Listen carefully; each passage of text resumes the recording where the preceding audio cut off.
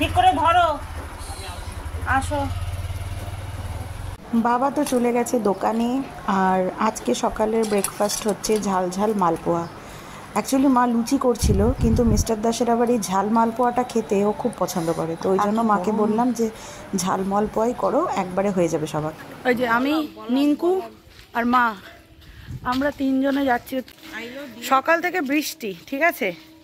আজকে আমার সিনেমা দেখতে যাওয়ার কথা ছিল, তাই জন্য সকালবেলা উঠে স্নান টান করে পুরো রেডি হয়ে গেছিলাম। এত বৃষ্টি হলো যে আর বেরোতেই পারলাম না। আর এখন একটুখানি বৃষ্টিটা থেমেছে, কিন্তু মেঘলা ওয়েদার।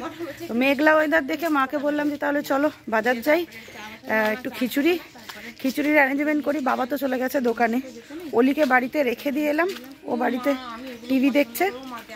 যেতে যেতে এই যে রিঙ্কুদির সাথে দেখা, তো মা, রিঙ্কুদি আর আমরা তিনজনে যে রিঙ্কুদির বাড়ির জন্য কিছু নেবে, হয়তো মাছ টাছ।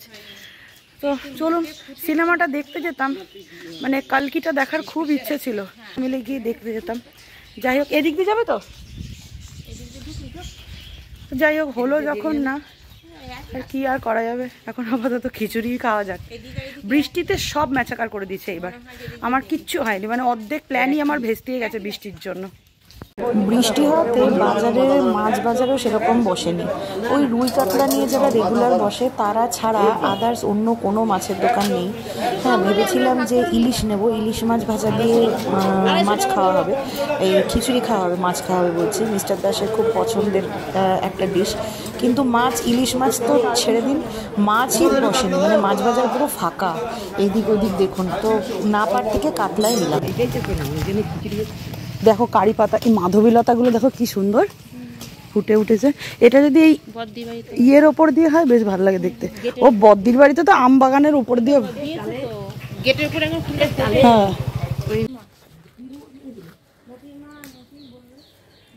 তেল বানাবো আজকে বাড়ি গিয়ে।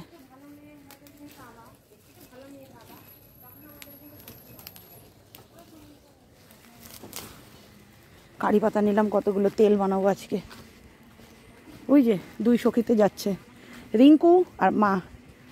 আমরা না থাকলে পারে রিঙ্কুদিই তো মায়ের সঙ্গী হয় সব জায়গায় যাওয়ার। রিঙ্কুদির প্রতি আলাদা একটা টান আছে আমাদের ছোট্টর থেকে। সেই আমি মনে করি প্রত্যেকটা মানুষেরই ঠিক এইরকম পাড়া প্রতিবেশীর প্রয়োজন। এখনকার দিনে আর এইরকম পাড়া প্রতিবেশী পাওয়া মানে ভাগ্যের ব্যাপার, ভাগ্যে থাকলেই হবে এরকম। বিপদে আপদে, আনন্দে সুখে দুঃখে সব কিছুতে ওরা আমাদের পাশে থাকে। মানে আমার মা বাবা শুধু নিলেই তো হবে না, দিতেও তো হবে বলুন। তাই আমরাও দুই বোনে চেষ্টা করি সব সময় ওদের খোঁজ খবর নেওয়ার। ছড়াছড়ি ইলিশ ছিল, আমদি ছিল, ঢেলা মাছ ছিল, কই ছিল, চিংড়িও ছিল। এই চললাম, তুই কাতলা মাছ রাঁধ। কি রে, তোর পিছনেই তো দেখা তেল বানাবো, ওই জন্য নিলাম। এখন রিঙ্কুদি আমাদের বড় দিদি, বন্ধু সব। রিঙ্কুদি কিন্তু আমাদের থেকে অনেক বড় বয়সে, কিন্তু ওই বলে না, থাকতে থাকতে এখন আমরাও বড় হয়ে গেছি, আমাদের দুই বোনেরও বিয়ে হয়ে গেছে, এখন বন্ধুর মতন। সেই ছোট্টবেলা থেকে একসাথে, মানে ওদের বাড়িতেই খেলাধুলা। যখন মা কোথাও বাইরে যেত না, রিঙ্কুদিদের বাড়িতেই রেখে যেত। দুই বোন আমরা ওদের বাড়িতেই থেকে বড় হয়ে গেলাম কত। সেই সময়টাই ভালো ছিল। এখন যাই হোক, সময়ের সাথে সাথে সব কিছুই পাল্টে গেছে, বিয়ে থাওয়া হয়ে গেছে। বাজার থেকে এসে অলি আজকে সকাল থেকে খুব সুন্দর করে পড়াশোনা করেছে, খুব সুন্দর করে ওলি পড়াশোনা করেছে। স্নান টান করিয়ে দিয়েছি অলিরানিকে। এখন অলিরা এখনও কী খাচ্ছে? অলিরানি ম্যাঙ্গো খাচ্ছে। কম্পিটিশান লেগেছে, ওদিকে অলির দিম্মা আটি চুষছে, আর এদিকে অলিরানি ম্যাঙ্গো খাচ্ছে। মিষ্টি, এদিকে তাকিয়ে বলো, টক টক মিষ্টি না? তাহলে তো মুখে কোনো স্বাদই নেই, কি মিষ্টি আমটা।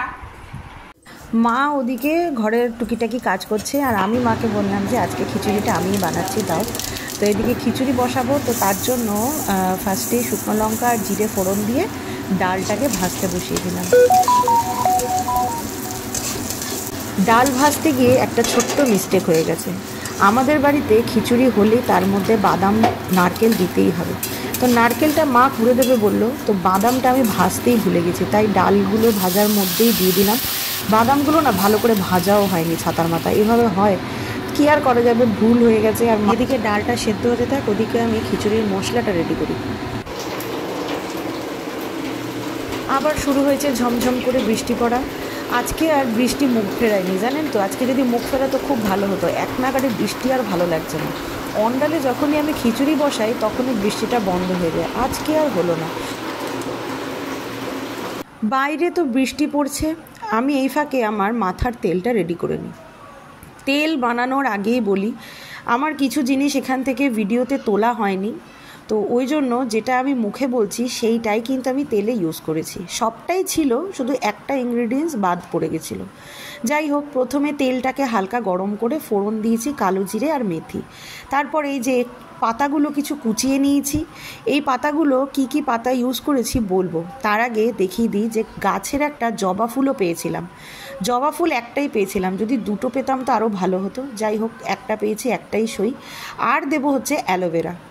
অ্যালোভেরা প্রত্যেক জনার বাড়িতেই থাকে, আর অ্যালোভেরাটা আমাদের মাথার পক্ষে গোটা বডিতেই কত যে উপকারী সেটা আপনারা সবাই জানেন। তো কি কি পাতা দিয়েছি বলি, জবা পাতা, লাল জবা যেগুলো সেই জবা পাতা, কারি পাতা, নিম পাতা, পাতাগুলোকে সব দিয়ে তারপর জবা ফুলটাকে কুচিয়ে তেলের মধ্যে দিয়ে দেবো। এরপর অ্যালোভেরাটাকেও কুচি কুচি করে তেলের মধ্যে দিয়ে দেবো। তারপর দেবো হচ্ছে পেঁয়াজ। একটা গোটা পেঁয়াজটাকে টুকরো টুকরো করে কেটে তেলের মধ্যে দিয়ে ততক্ষণ ভাজতে থাকবো যতক্ষণ না এগুলো ভাজা ভাজা না হয়ে যাচ্ছে আর তেলের ওপর ভেসে না উঠছে।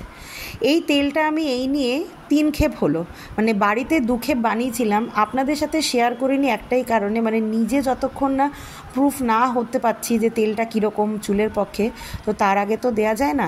আর এই তেলটা কিন্তু আমি স্পেশালি আমার থেকেও আমি অলিকে মাখাই, মানে ওর জন্য খুবই উপকার। অলির অনেক বেবি বেরিয়েছে, তো ওই জন্যই আরও বানানো আর কি। Good evening. তো কালকে আমার বাড়ি যাওয়ার দিন, কালকে চলে যাব বাড়ি। তো বাড়ি যাওয়ার আগে চাকদা বাজার থেকে মন প্রাণ দিয়ে ভালো করে একটু ঘুরেও নিলাম, দেখেও নিলাম, কারণ আবার কবে আসা হবে তার ঠিক নেই। এই জবে থেকে আমার মেয়েটা একটু বড় হয়েছে, পড়াশোনার চাপ বেড়েছে না, তবে থেকে আমার চাকদায় এসে থাকাটা খুব রেয়ার, মানে ভাগ্যে থাকলে পারে এরকম একটা ব্যাপার। আমার এই ক্ষেপে প্রায় অনেক দিনই হয়ে গেল, সপ্তাহখানেক মতন ছিলাম, ভালোই আনন্দ করেছিলাম জানেন তো। তো যা যা কেনাকাটার ছিল সমস্ত কিছু কিনে নিয়েছি। এরপরে ভাবছি মাকে নিয়ে একটু রোল খাবো। চাকদার রোল আমার খুব ভালো লাগে, খুবই ভালো লাগে। তো চাকদার রোল খেয়ে বাড়ি যাবো। তো চলুন আজকের জন্য টাটা, দেখা হচ্ছে কালকের ব্লগে।